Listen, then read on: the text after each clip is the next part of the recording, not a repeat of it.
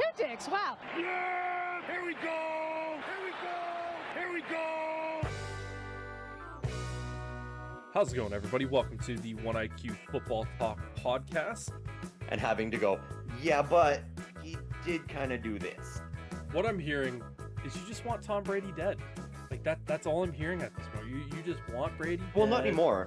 He's retired now, so I'm good with that. I don't want him calling games anymore because holy hell, he's hard to listen to. Enough angry and, depressing from myself. Sterling, thank you for being able to sit there as my therapist for this episode. Start the game already!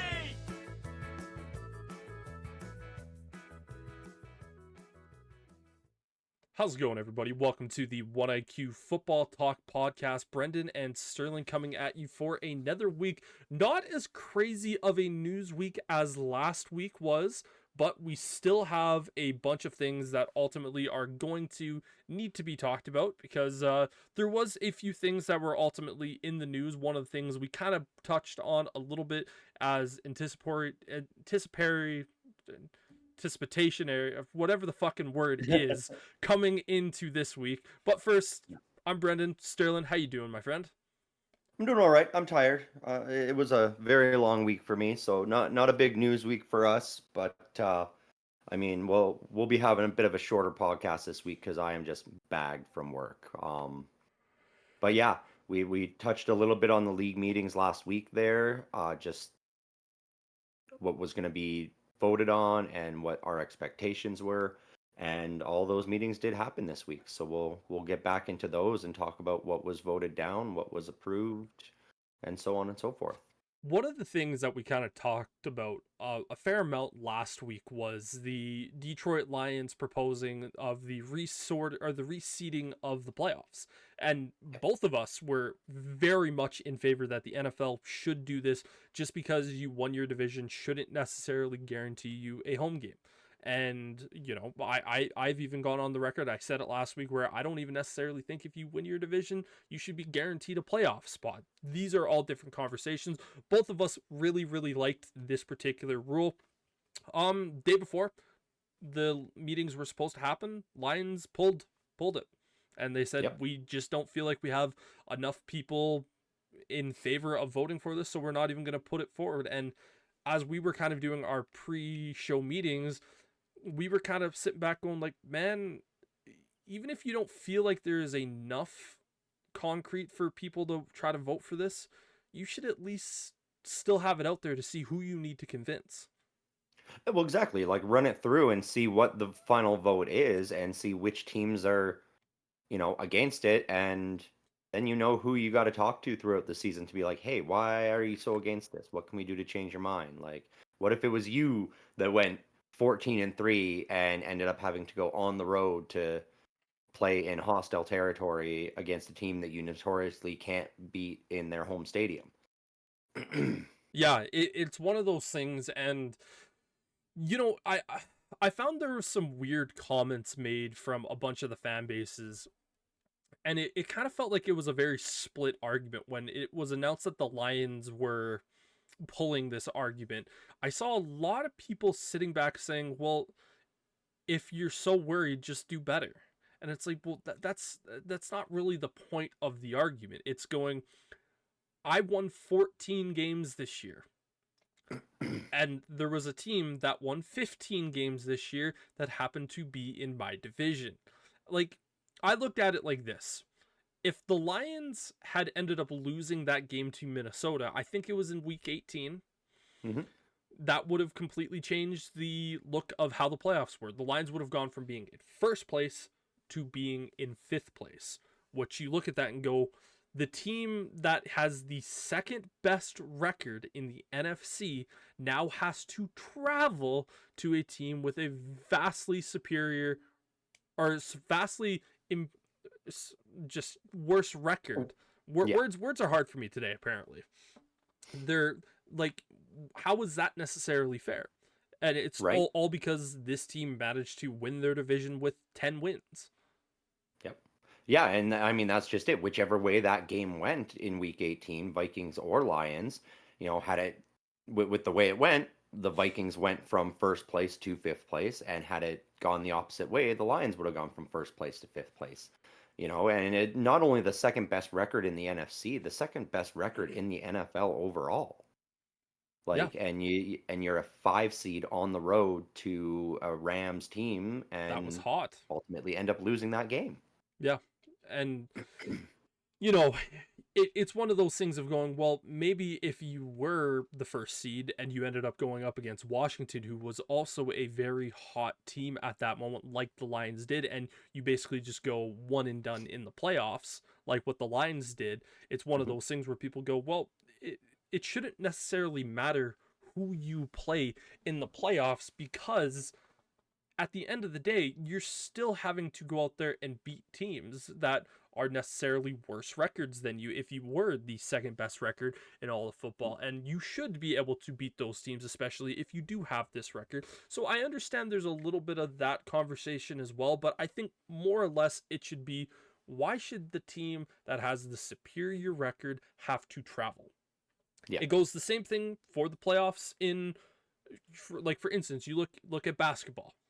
If you are the fifth place team, chances are you're going to have to travel, but it is all based on record, not necessarily dependent on seeding because of who won their division. Now, seeding does play a part in their divisions in other sports like basketball, baseball, and hockey, but a little bit less so than what we see in football, where it's, if you win your division, you're guaranteed a locked up spot like the other leagues are, but you're Mhm. also guaranteed home field advantage, which doesn't necessarily make sense.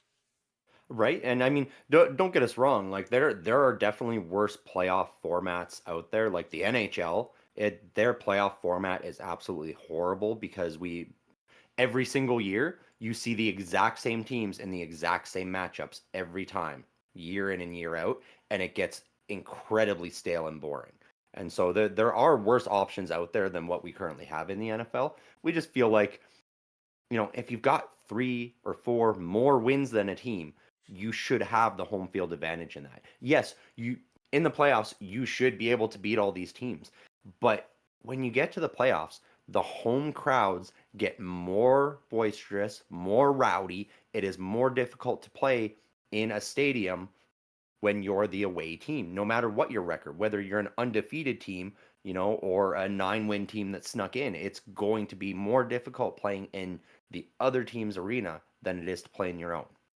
Yeah, and kind of going back to my one of the points that I made last week is, I just feel like in the NFL it should be the 7 best teams make the playoffs. And Yeah. ultimately that means is there could be years where division winners don't make the playoffs, and I've said it countless times. I genuinely don't think just because you won your division is a massive achievement, because we've seen the Steelers these last couple years be a team that has won their division Hmm. and then just be completely eliminated. We've seen other teams not win their division, go to the Super Bowl. It's one of those things, just because, and like I've had arguments with people going, well, a coach is really good because look at how many division championships he's won. Okay, that's great. He's won Hmm. a ton of division championships.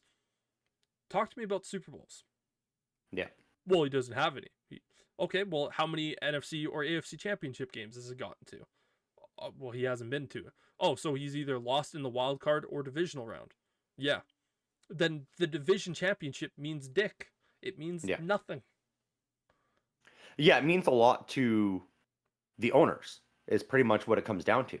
And that's probably why there wasn't a ton of support for the Detroit Lions, because the owners look at that and go, well, we only want to build a team that's good enough to win our division, because if we win our division, we get one home playoff game, which makes so much revenue for us that no matter what our season was like, it pushes us into profit guaranteed. Yeah. Having that one home playoff game, that's all some of these teams need. And so that, I think, is probably why there wasn't a lot of support, and it's unfortunate.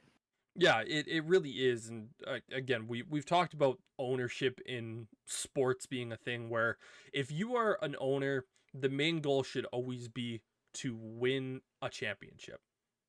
And every owner says, oh, yeah, our goal is to win a championship. But there are clearly owners in sports Mm-hmm. where we look at them and just go, man, it like you say you want to win a championship, but then year in, year out, you just put a product out there or you force the team down a certain route where it's okay, you can't really do it. For instance, we talked about the Pittsburgh Pirates. Yeah, Mm-hmm. I saw a thing earlier this week that said here are the teams, if they send this package to the Pittsburgh Pirates, this would be good enough to get Paul Skeens, who is Yep. arguably already one of the best pitchers in the game, and he's less than 25 years old. I saw the Cubs, my particular team, on that list, and I looked at the players that they were sending over. I'd go, yeah, Yeah. easily. Like, I don't care about any of these guys. If you can get this guy, like, sure. And you just look at the Pirates organization and go, like, this is just what they do.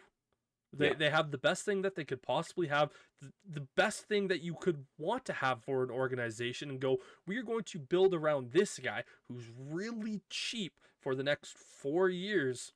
Mm-hmm. And they're like, he's going to be really expensive on that 5th year, though.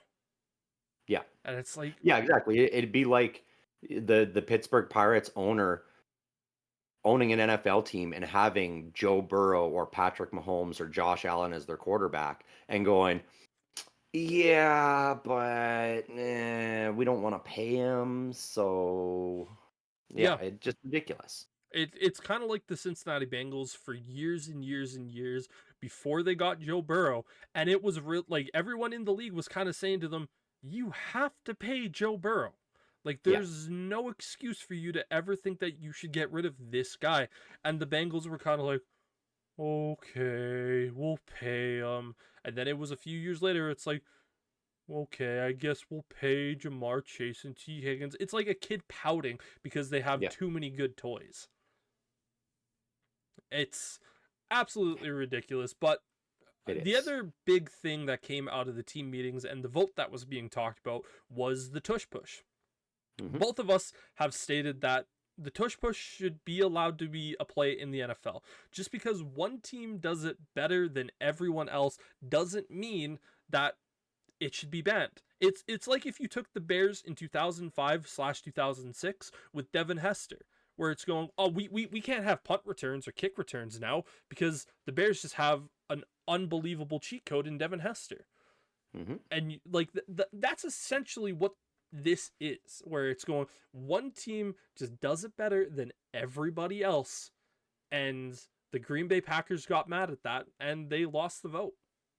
Yeah. It was close though. You know, they were only 2 votes shy of having it banned, but you know, I'm in full agreement that it's a football play. It should be allowed in there.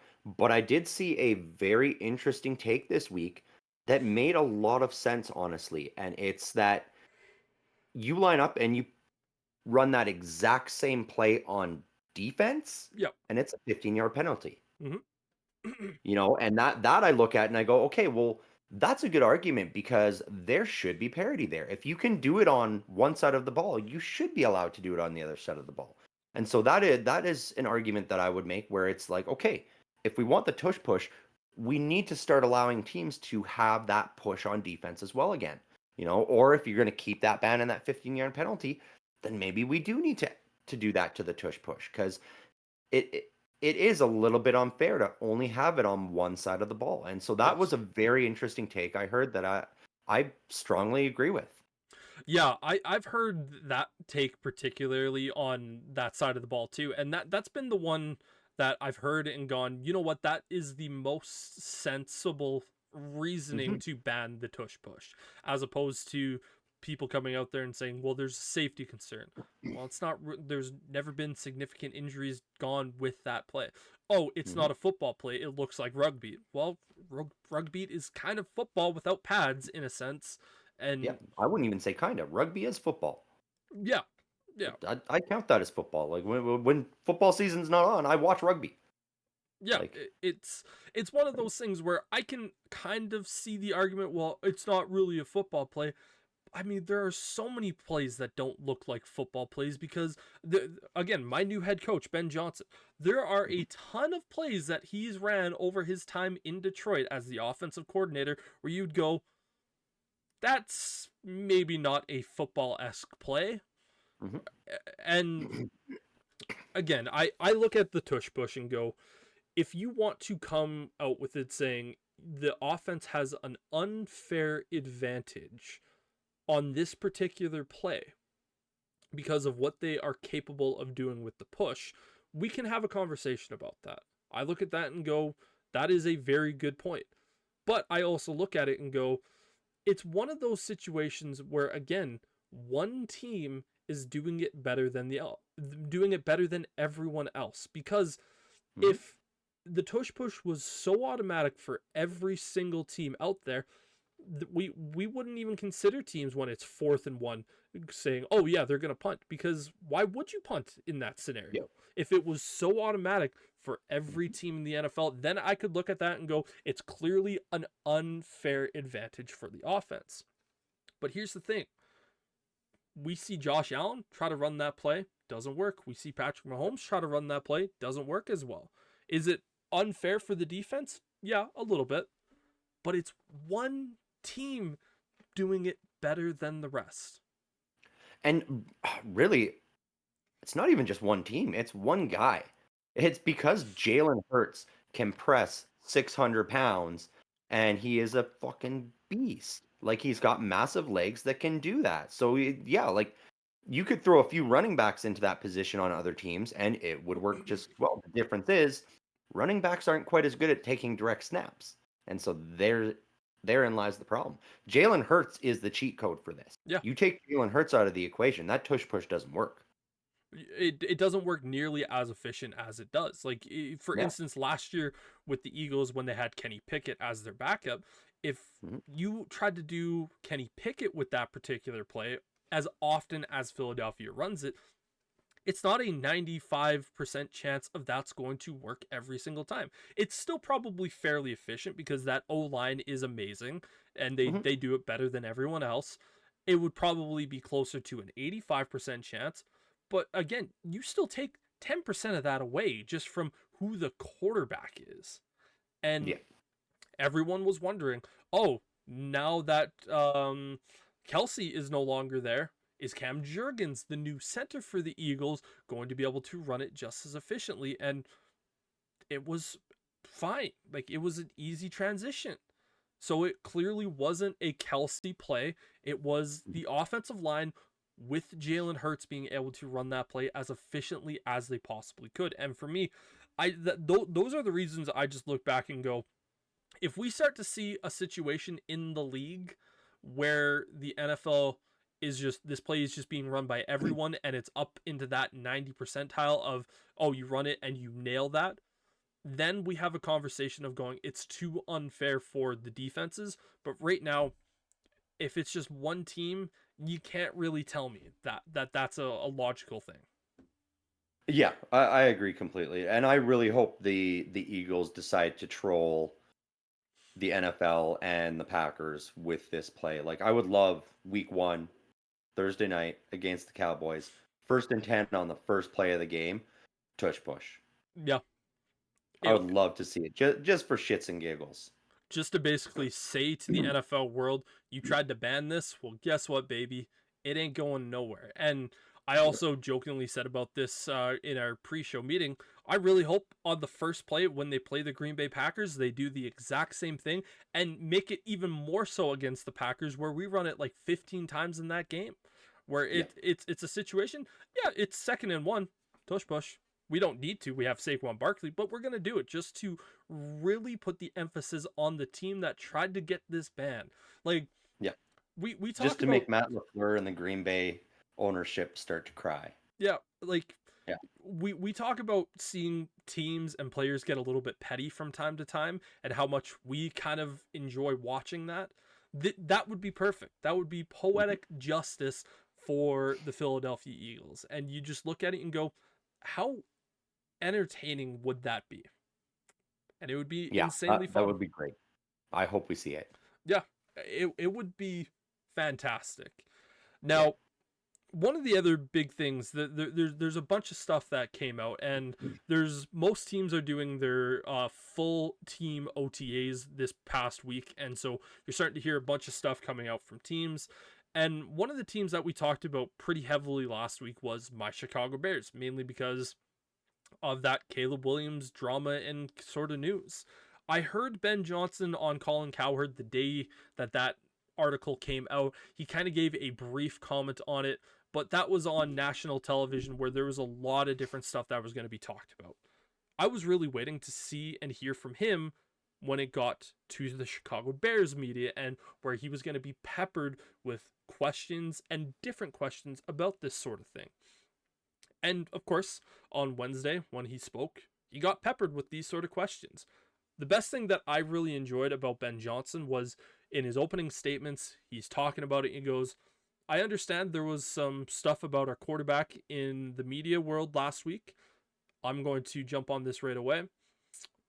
I wasn't here for any of the stuff beforehand. All I know is Caleb is excited to be here. He's excited to get this thing going. He wants to be here, and I'm excited to work with him. And then, of course, the questions started going at him. At one point, it was basically, oh, what do you think of this, this, and that? He would give a short answer. Someone said, have you talked to Caleb Williams about this? He goes, yeah, we did. We talked about it, and there's no issues with it here. Nope. One of the things that was very prominent in this particular article was Carl Williams, Caleb's dad, going out there and saying that Chicago is the place where quarterbacks go to die. Ben Johnson was asked that quote directly. His response, priceless. I love, like, I've been, as we all know, I've been a big Ben Johnson guy for the last 2 years, and I was excited as hell when the Bears hired him. That was the guy that I wanted. His answer made me just love him even more. You could see the psychopath in his eyes go, I love it. I love it. I'm excited to be the guy that comes in here to change that narrative. And you can just see the crazy in his eyes going like, oh, we about to show everyone. Now, again, press conference, nothing has actually happened on the field, so all of this kind of means dick. But, it's one of those things. It's good to see the confidence, though, and the awareness that this is going to be a narrative that he's going to have to overcome. Yeah. He is aware of it, and he's looking at it, and he invites that challenge. Like, he wants to be that guy that, we look back in 20 years and go, wow, Chicago was a quarterback graveyard until Ben Johnson came around. Yeah. And one of the other reasons why I loved listening to that press conference so much, and I highly recommend if you just want to hear this full press conference, because it was a home run. It's about 7 to 9 minutes long. You can see it on the Chicago Bears YouTube channel. If you're a fan, I recommend you go listen to that because it's very insightful. But the biggest reason why I liked it so much was because, just looking back at my past head coach, Matt Eberflus, this was a guy that was horrible with the media. And when stuff came out in the media, he would almost be reluctant to talk about things. He was reluctant to talk about injuries. There'd be a guy in a game that would get injured. He goes, oh yeah, we're not talking about it. Well, why not? Like, is it serious? Is it minor? Oh yeah, we don't talk about injuries. And I'm just picturing in my head the things that Matt Eberflus would have said.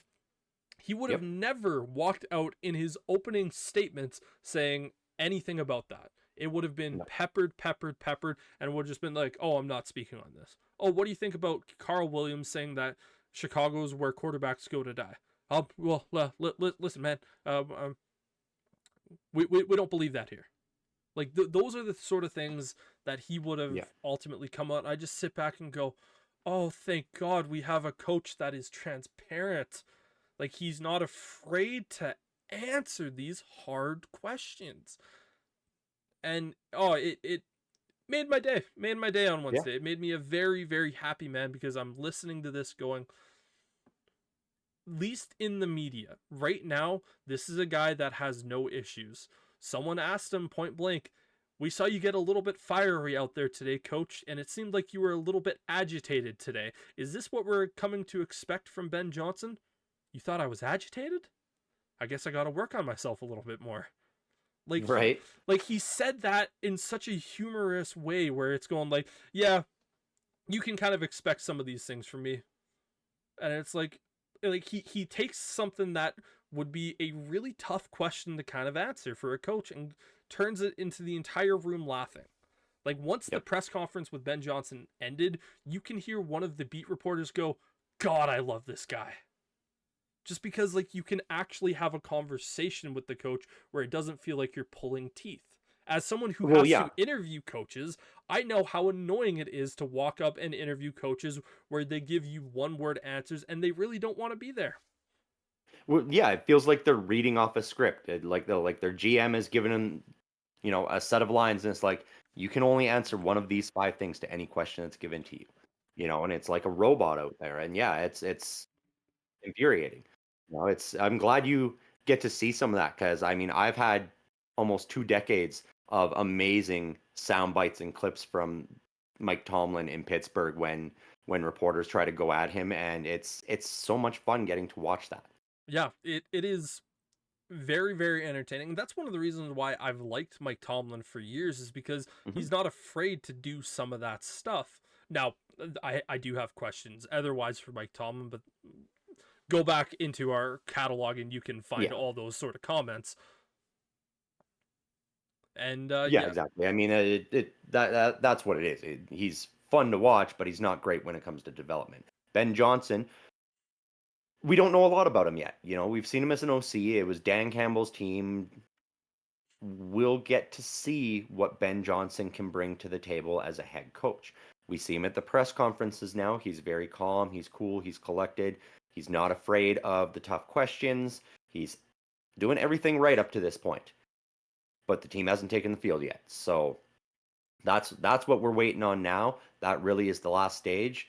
I guess we'll get some more insight when we get to actual training camp as well, how he runs things there and what sort of narratives come out of the Bears training camp when that happens. But so far, so good it looks like for the Bears. Everything seems to be trending upwards and they're on the right trajectory to finally climb out of this hole that they've been in for decades. yeah, it's really nice to see. And again, there's a lot of myself when it comes to this Chicago Bears organization that's glass half empty type of guy or glass half full. The pessimist in me where it's Mhm. I'm always going to question this team until I see consistently winning. And I've said I don't want to hear anything about telling me about culture until it's a winning culture when you have 4 or 5 years of constantly being above 500. Me as a fan alive today, I have never seen my organization, the team that I root for in the Chicago Bears, have 3 consistent years of being above 500. I've seen 2 years of where it's been a year above 500 and then a year at 500, but I've never seen 2 consistent years of above 500 in my entire lifetime. The last time that the Chicago Bears organization had 3 years of being above 500 was when Mike Ditka was the head coach. Yep. And so that's the last thing that I'll say about that. Speaking of another coach that kind of made his way into the media this week, and that was Nick Sirianni. He ended up getting an extension with the Philadelphia Eagles. I think we all kind of figured that that was going to be something that happened. One of the best tweets I saw from that entire announcement was Nick Sirianni has been to 2 Super Bowls in 3 years, and we still don't know if he's a good head coach. I know. Isn't that insane? Well, we were talking about it in the lead up to the Super Bowl this year. Even with them being in the Super Bowl, we were looking at that going, this is going to be they win and he gets an extension, or they lose and he gets fired. That is how polarizing Nick Sirianni has been as a head coach. It is. We don't know if it's really because of Nick Sirianni that they're winning, or if Howie Roseman has just built such a juggernaut of a team that anybody can win with it. Yeah, and if you've listened to the podcast before, you've heard me state that I think the best way that you can run a team is to have an offensive minded coach who calls the plays. The reason why I believe that is because you are going to have consistency with your play caller and your quarterback. Because in today's NFL world, the last 10 years, if you don't have consistency at the quarterback position and the play caller position, it makes things really, really messy. Yeah. And Nick Sirianni is an offensive minded guy, hasn't called the plays for the Eagles. We look at Dan Campbell. He's an offensive minded guy, hasn't called the plays for the Lions. So you look at some of these guys and you go, yeah, they're on the offensive side of things, but they're also not the ones calling the plays. So there's always that little bit of question mark of going, okay, who's your coordinator? Because, for instance, Nick Sirianni, the first year that he was there, hired Shane Steichen and Jonathan Gannon as his OC and his DC. They go to the Super Bowl, they lose to the Chiefs. You lose both your coordinators. The year after, you hired a new DC and you hire a new OC. Both were terrible. Both got fired at the end of the year. And you're looking at this Eagles team going, this coaching staff is holding this organization back. They end up hiring Vic Fangio, who is probably the best defensive coordinator in the NFL. And you're like, that's a great hire. He's going to stick there until he either retires or is forced out for whatever reason. And then they hire Kellen Moore, pardon me, as the OC. Now that was a little bit of a gamble for sure because he'd failed with the Chargers, and then he was kind of kicked out of Dallas for whatever reason because Mike McCarthy is such a genius. Worked out. Mm-hmm. He's now the head coach of the New Orleans Saints. So this is going to be another situation where you have 4 years in a row of a completely new offense. Yep. That is terrifying.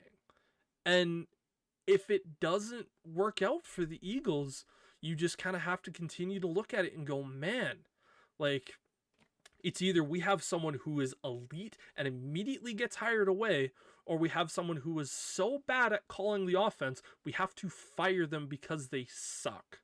Yeah. And this is one of those problems that I constantly keep going back to. You can get it right once or twice. And oftentimes you don't really get it right on the second time. And this is why I always question defensive-minded head coaches, especially because they don't have an offensive philosophy. They just kind of go out there and go, well, the offensive guy takes it away.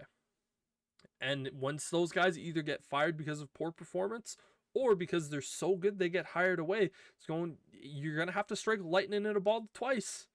Yeah. Sirianni got really, really lucky. He was one of the very few who has gotten it right. We're going to have to see if he can strike lightning a third time. And if it happens a third time, is he going to lose that coordinator too? He definitely will. Like, if they manage to get back to the Super Bowl and win again, guaranteed they lose that again. You know, and that's the toughest thing right now in the league, being such an offensive-minded league. You know, that's where even I'm in that boat with the Pittsburgh Steelers, where it's like, yeah, we got Arthur Smith, who's not a great option and who likely won't get hired away anywhere unless he goes to college, which did almost happen this year. And you look at it and go, like, what are we doing? Because even if it does work, then he's going to go elsewhere, and then we got to find somebody else to get in there. You know, and it's one of those situations where you almost want to get somebody that's good enough that you can also look at it and go, we're just going to promote him to our head coach instead of another team stealing him away. Philly kind of can't do that now, considering they just extended Nick Sirianni. In Pittsburgh, that's a very real option. You know, if it doesn't go well this year, they fire Arthur Smith, they find some wunderkind from college offensive coordinator, take one of the head coaches who's offensive minded from college, bring him in as the OC and go, okay, if you can get this done with Will Howard, then you get Mike Tomlin's job next year. You know, that's like the best case scenario for somewhere like Pittsburgh. Philadelphia is going to be in this cycle where it's, if they win, they're going to have to find a new OC next year and hope that they can run it back. And if they lose, do they just continue on, or do they fire him and have to find another OC next year and try not to run that one back? Like, it's so mind-boggling. But again, with Philadelphia, they're in this place where Howie Roseman has built such a juggernaut on both sides of the ball that Vic Fangio almost has an easy time as a DC being one of the best in the league. And then whoever they do bring in as offensive coordinator goes, wait, I got Jalen Hurts, Saquon Barkley, Devonta Smith, AJ Brown, Dallas Dallas Goddard, Goddard, and the best offensive line in football. right? And just absolutely insane. So it's like it's a gift for any OC. Yeah, it really, really is. And I saw a statement from Saquon Barkley where he came out and stated, I genuinely think the 2024 Philadelphia Eagles roster was probably the best that has ever been constructed in the NFL. And it's kind of hard to argue with them Mm-hmm. because you just kind of look at things and what's a weakness on that team? Like you're looking at the depth chart going like, okay, maybe if this guy gets hurt, there could be a weakness here. Okay, no, that guy's still pretty good. Like you just looked at that and you went, man, like, and particularly on the defensive side of the ball. You could have lost an edge rusher and immediately had a guy that can come in and get you 7 to 10 sacks. You could have lost a defensive tackle. You still had another elite option behind that. You just go like, man, like no shit, they won the Super Bowl.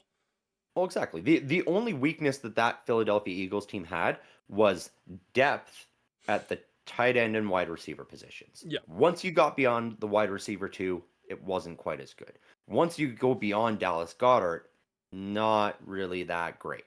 And so those were really the two areas, but those are both such unique skill positions that if you've got a good enough play caller, quarterback, and offensive line, you can put just about anybody in there and see success. Yeah, it's like if you lost AJ Brown for 2 weeks. Well, guess what? We still have Devonta Smith, but we also have Saquon Barkley that we can hand the ball off 20 times to, and he's going to go for 250, 3 touchdowns. Like, oh no. We lose Saquon Barkley. Well, guess what? We still have some great running back options behind him, and he's running behind the best offensive line in football. Like, people forget DeAndre Swift the year prior to had 1,200 rushing yards behind that offensive line. And people are laughing at the Bears for signing DeAndre Swift, and they're looking at him going like he's not that great of a back. So much so that the Bears were a favorite to potentially draft Ashton Genty this year. Like, yep. Like that's sort of the production that you can get. It is, but therein also lies the gamble that other teams are taking in signing away these offensive coordinators when the Eagles have a good year. Yes. Because there's so much talent there that, as I said, you can plug almost any OC in there, minus Matt Canada, and you'll see success. And then a team's going to hire that guy away as a head coach, and all of a sudden, not too pretty on that other team because he doesn't have all this skill that he can utilize. And so that really also speaks to what the league has to watch out for is, do you want to take that gamble hiring that offensive coordinator way to be your head coach when you look at it and go, well, we've only got 10% of that talent on our team. Can he make it work here?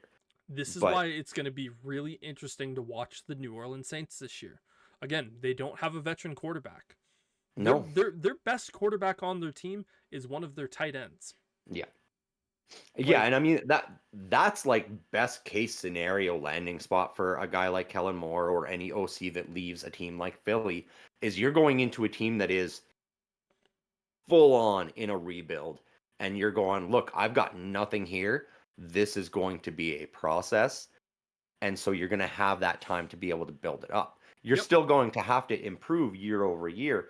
But going to a team like that, it's not like you're leaving a Super Bowl champion and going to a team where they're like, we expect to be in the conference championship at the very least this year. That is not realistic. We expect to be in the hunt. Right? Maybe not necessarily for a Super Bowl in year number 1, but without a doubt playoffs. Like, this is what we're looking at with Ben Johnson right now. Like, that is a big, big test for Ben Johnson. And we talk about the Steelers. We've said it multiple different ways of how they can potentially find that offensive-minded guy. At the end of the day, I still think it's going to be the Steelers just look at Mike and say, it's been a great run, buddy. It's been a great run. You've done nothing but great things for this organization. Yep. It's time for a change." And Mhm. they let him go.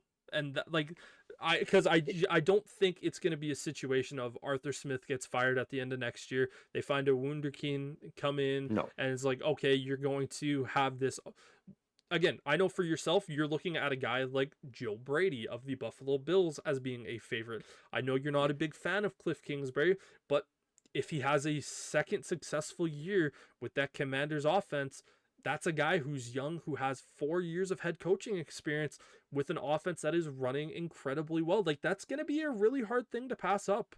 And that also depends if Cliff Kingsbury wants to become a head coach again, which is Yes. could be a blessing for the Commanders if he just sits back and goes, "I'm an offensive coordinator. That's what I am. That's what I will always be." If that's the case, my God, do the Commanders have Mhm. something that they can build on for generations. Which honestly, that's what I've been saying for years about Cliff Kingsbury. Ever since he left the Cardinals, I've been saying that is bring him back. Don't give him a head coaching job though, because the year after he was fired from the Cardinals, I was already screaming for the Steelers to go get him in as an OC. He is a great offensive coordinator. He cannot manage a team. He can call plays. He can run practices. He can get a team hyper focused on the offensive side of the ball. He cannot bring that whole unit together, though. I still believe that. Any team that signs him as a head coach, they are going to have problems, and it is not going to work out, in my opinion. Yeah. It's just, it's the fact of what it is. Like, there's nothing wrong with that. I'm not, putting the guy down. There are some guys that just do not have the ability to be a head coach. They are just destined to be a coordinator, whether it's on the offense or the defense. We've had discussions about this before, and I don't see any problem with that. I just think guys need to take that step back and go, look, this is who I am. And I wish teams would start to balance out the coach payments for that reason and go like, look, we've got a career coordinator here. We're going to pay him a little bit more so that no other team can entice him away because we want him here. He's so good at this role. And if we pay him enough, he's not going to have head coach aspirations. He's still going to win Super Bowl rings, still going to have his name, in the rafters, wherever. Like it's the way it is. And that's how I feel about Cliff Kingsbury. He should stay in OC. If Pittsburgh hired him as a head coach, I would be very disappointed because it won't work. And that's why Joe Brady's sort of the guy I'm looking at. But it's tough. I've had this conversation with so many people. Everybody's like, fire Mike Tomlin, fire Mike Tomlin. It's been like 4 years of this. And every time I'm like, I know. I agree. We need to move on from Mike Tomlin. But the question is For who? who? Yep. It's always for who. And every time nobody has an answer for me. And I'm like, therein lies the problem. That is why you don't get rid of a Hall of Fame coach when you don't have anything else as a possibility. If Yep. there was a chance that the Steelers could sneak in there and have stolen Ben Johnson away from the Bears, I would have been all for it. I would have been like, "Yep, go all in. If you get him, perfect." But that's the situation that a team like the Pittsburgh Steelers are in right now is unless you find that guy, the Rooney family is not going to make that move because they have too much history with this team. They look at it and go, we are one of the most respected teams. In the last 70 years, we have had 3 coaches. 3. Chuck Noll, Bill Cowher, Mike Tomlin. That is it. No other team in professional sports history, any sport, can say that. Yep. And that is where the Steelers are at. That's why they're so hyper focused on if we get a guy, it's the guy that has to be here for the next 15 to 20 years. We don't want a Totally. flash in the pan who's going to be here 3 years, be Fizzle out a shitty, little bit and and then move on. nope. And that's why I look at a guy like Joe Brady because he has done so many great things with so many teams throughout his career. I believe he has that ability to take the next step. Yeah, and I look at Joe Brady, and again, this was, if people don't know who Joe Brady is, offensive coordinator for the Buffalo Bills. He was the offensive coordinator for the LSU Tigers when they won Yep. the national championship with Joe Burrow, Jamar Chase. Now, that could also be a little bit of a situation going. You had 15 guys on offense that were basically all pros during that Yep. particular season. So it could be in that little bit of a sense of similar what we talked about with the Eagles. But then Sure. he went to the NFL, got hired by Matt Rule to be the offensive coordinator for the Panthers. Hmm. Didn't really have that much success, but then again, didn't have enough talent to work with. Kind of bounced around a little bit, ended up with the Buffalo Bills, and has shown that he is a smart offensive guy. I like Joe Yep. Brady. I think he is a Yep. very, very smart coach. My Just question. Oh, yeah, go your ahead. question. Well, the turnaround he did for Josh Allen is what impresses me Is so much. huge.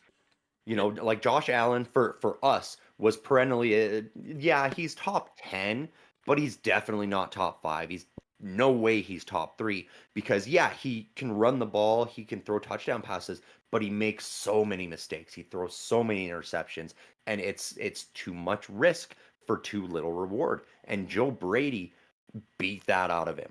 And last year he had a phenomenal year to the point where, you know, we were really talking about him being an MVP because he did so well protecting the ball, but still putting up the phenomenal numbers that he did.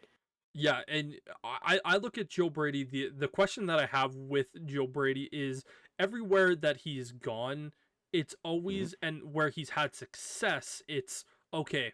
He's been successful, but look at the players that he's had around him. And for me, that's where I kind of sit back and go, okay, if he goes to a team as a head coach and doesn't necessarily have that same level of talent around him, is this team going to be as successful? And that, to me, that is one of the questions that I ultimately have. Another guy that I think would ultimately be another really good hire as an offensive minded guy is Todd Monken, the offensive coordinator for the Baltimore Ravens.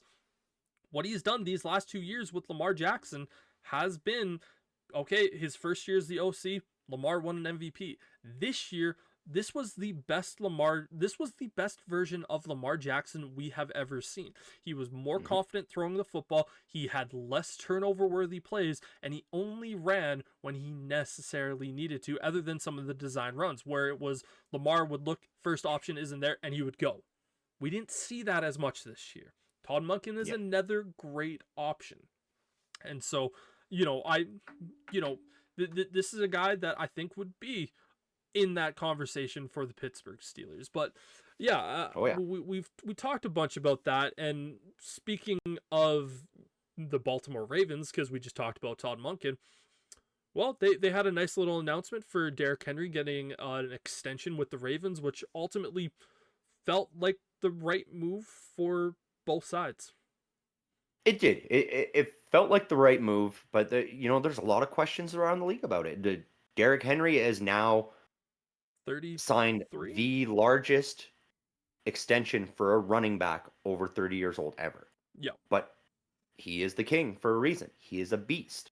Like you, I don't know if any of you saw that contract signing in the press conference that came after it, but holy hell, that dude has gotten huge. Like his arms are bigger than our legs.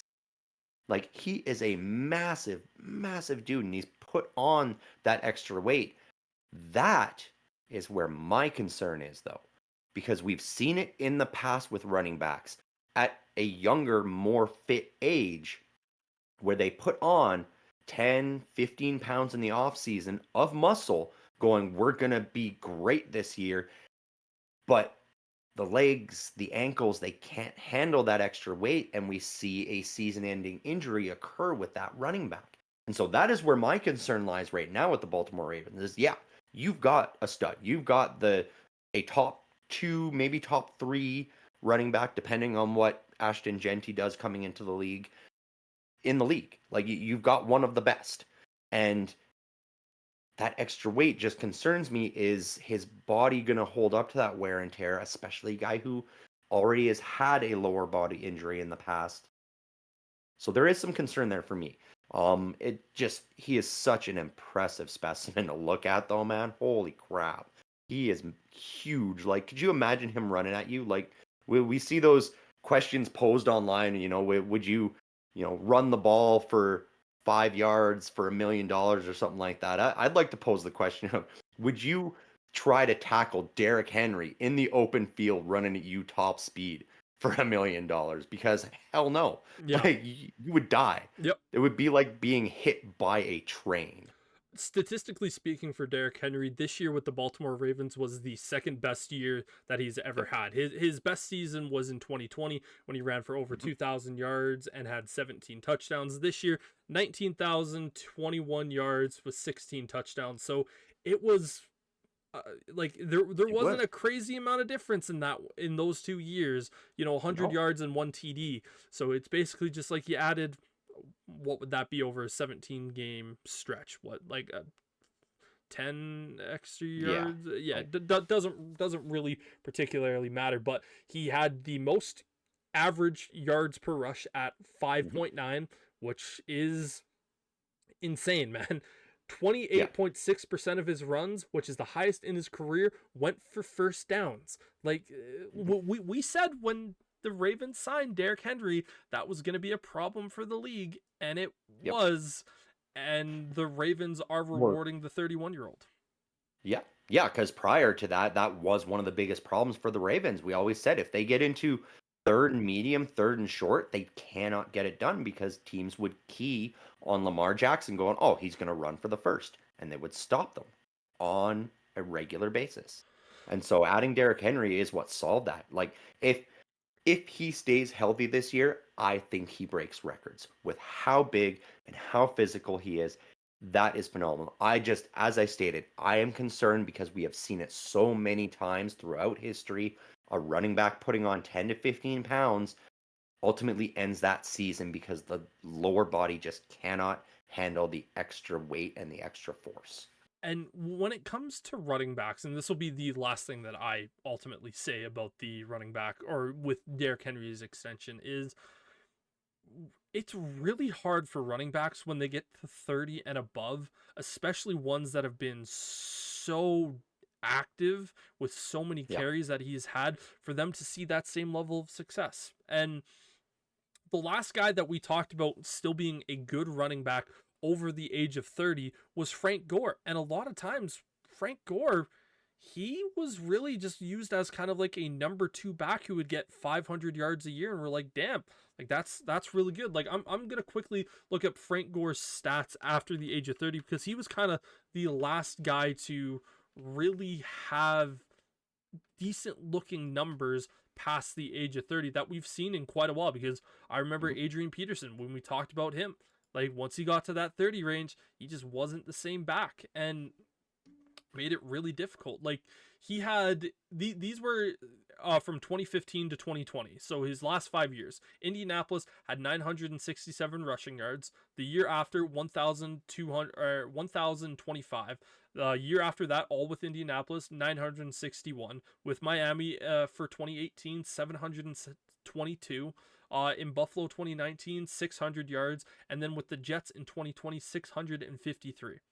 Like, for a dude in his 30s at that point, those are amazing numbers. They are. But I mean, the thing with Frank Gore was consistency. And not only consistency in how he played and how he ran, but in his conditioning. That Yeah. is why I felt like Frank Gore stayed that way. Because every year you would look at him and go, he looks exactly the same weight, same everything. And that's why, because his body was conditioned to handle exactly that. And that was why I felt like he stayed healthy for so long and was such a mainstay in the league after the age of 30, where we see even after the age of 28, often running backs start to decline and are slowly shuffled out of the league and down the depth charts. Yeah, it's almost like we look at the NFL running back of, if you make it to your second contract and you are still playing at a high level on that second contract, you've won as a running back. Like Yeah. you've absolutely nailed it. Well, and that's why we see a lot of teams too with their drafting process. We don't see as many 23, 24-year-old running backs being drafted because often they're being taken after their sophomore year when they're 21, 22 years old because they want to get those couple extra years of the young legs, the versatility, the ability to just go, go, go. And so that is something we've seen a lot of teams do with the drafting. I mean, even the Steelers this year with Caleb Johnson, I believe he's only 21. Yeah, I think he was the youngest running back in this year's class. And the other Yeah. big thing that I loved, and I was going to actually talk about Caleb Johnson, is he only had 1 year of starting production at the College of Iowa. Because, and Yep. that's another thing that we're starting to see, is some of these top backs really only have 1 or 2 years of high level production in college, because Mhm. you'll see some of these guys that have 4 or 5 at college go, man, the tread's pretty low on this guy. Like it's going to Yep. be a little bit trickier. So you're taking Mhm. a gamble on some of these running backs, going like, is this guy's legs and his body going to hold up to the same level after a And year or two? exactly. And it is a gamble on both sides of it Yep. because with 3 or 4 years of it, you look at it and you go, okay, we got a large sample size. We can see what he can do. We know how many yards he's going to get. We know how much he's going to drop the ball. On the other side of it, you go, we got young legs, not a lot of tread on those tires. And, in Caleb Johnson's case, it's like, okay, dude ran for 1,500 yards and didn't put the ball on the ground even one time. Not Yeah. a single fumble. And it's like, okay, that's a gamble we got to take. Like, if he can protect the ball that well and still put up over 1,000 yards, we got ourselves a guy. Yep. The other extension that I want to talk about that happened this week was the Chicago Bears guard Joe Thuney, who the Bears traded for from the Chiefs this offseason. He ends up signing a 2-year deal, $35 million with $33.5 million fully guaranteed, locking him on the Bears for the next 3 seasons, because again, he's going to play out the final year of this deal and then have those Hmm. two kick in afterwards. I love it. Yep. Absolutely love the deal for the Bears. Again, 32 years old, so he's going to be here till he's 35. Offensive line is one of those positions we often see guys play into those mid 30s and still do a fairly good job. And I think if he continues to play the way that he has these last couple years, Bears got themselves one of the best guards in all of football. And I can't be more happy about this deal. They talked about getting this done. There was that kind of worry of, okay, well, if you don't get this extension done with him, then you're going to have to start looking for that new offensive guard. And one of the things I talked about in this draft process is, do you take a guard with the anticipation of, fuck, words are not working with me today, Yeah, of you got it going, right that time, though. I did, Yeah. of going, this guy is going to be with us for only 1 year. Do we basically try to find his heir apparent right now? Well, this gives you, I say, not necessarily next draft, but the draft after, of going like, oh, hey, we have a second round pick. This Hmm. guard is really, really talented, but he needs a little bit of seasoning. We'll throw him behind Joe for a year and really, really work it out. Or maybe next year's draft with, again, let's just say your second round pick, you go, Joe looked really good this year and we're really, really happy with it. But maybe this kid who's really, really talented but is raw as hell, we get him behind him for 2 years. And then boom, we got our guard of the future. Like these Yeah, and sort I of mean, things. your Bears are in the position now where you've got a lot of your stuff filled to the point where, you know, for years it has always been for you, oh, with our second round pick, with our second round pick. You're at a point now where you can start looking at these types of moves with your first rounder, especially if you're making the playoffs, because then you're going, okay, well, I'm picking 21st, 22nd, 23rd. We're going to take the best available guard that's still left because it's probably the second best or sometimes still the best in the draft. And you go, you're a first rounder. You're going to sit behind. You're going to be rotated in, obviously, because Joe Thuney at 33, 34, 35, he's going to need some rest. But you're going to be behind him learning. And then in years 3, 4, and option year, you're going to be our starter. And so Yeah. you're going to have 3 full years to prove that you are the guy. And that is the best situation that the Bears are in now, is any position where they've got a little bit of age or an expiring contract coming up, they can use their first rounder now and go, we're going to get a better quality talent that is more likely to succeed, as opposed to having to wait till that second round and taking more of a gamble and hoping that he molds into that superstar. Now, I will say with the Bears draft, and yes, I have already been looking at prospects for next year's class Oh, because of course. I'm the draft nut that I am. It needs to be edge rusher. It needs to be an Mhm. edge rusher in next year's first round. There's some talent there. It's not as good as it was this year for the first round guys, but I look at Mhm. it and go, you need to look at the edge rusher position because Well, with the exception of if the Bears edge rushers go absolutely off this year and Deo Dangbo is exactly what the mhm. Bears needed and Montez Sweat turns back into that 12 plus digit sack guy, let's say Austin Booker, who was the 5th round pick from last year's class, takes that next step like everyone assumes that he should be. It's one of Yep. those, there's a lot of if statements here. If all of those end up doing that, you can sit back and go, we don't need to worry about edge rusher. I would still No. like one because I'm a sicko that sort of way, but Yep. it's yeah, Well, but that's exactly my point. With the extension, it doesn't have to be next year. It could be the year after that. You use pick 20 on the best guard, or if you finally win that Super Bowl, you go, okay, 32nd pick, we're grabbing Joe Thuney's replacement for when he retires. Like that's the thing is you guys are at a point now where it's only a couple of positions every year. You've got lots of guys locked up, you've got lots of talent where you no longer have to be going, okay, we gotta strike gold with our second and third round picks. Now you can be using those first round picks and going, that's the position we need next year. yeah, we can That's the one develop we this need for guy as 2 years from now. opposed to throwing him into the fire. And when it Exactly. comes to the draft conversation, you and I have always kind of been on these two sides of, well, if they're a first round pick, they should be able to jump right in the fire and Mhm. it's sink or swim. And I've very much been a part of that and I still believe that. But with this development of going, well, we don't need to throw you into the fire yet. Mhm. We can give you that little bit of extra seasoning. We can give you that little bit of TLC, and then we can bring you out there and you can be even better. Again, we talked about the Steelers the last 2 years with both of their first round tackles, not starting them right away. Or at least that was with Well, Broderick Jones. I'm not sure with yeah, with Broderick Jones we didn't. With Fatano we tried and he got hurt was the issue.